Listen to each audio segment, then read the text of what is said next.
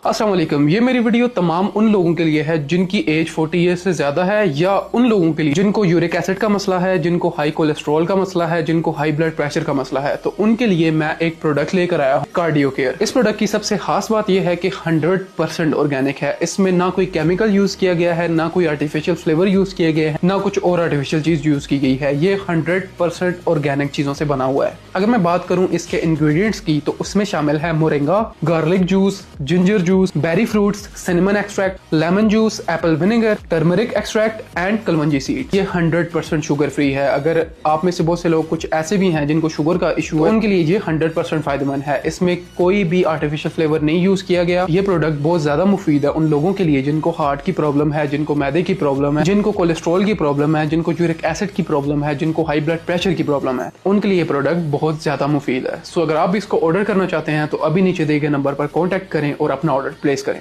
Thank you so much.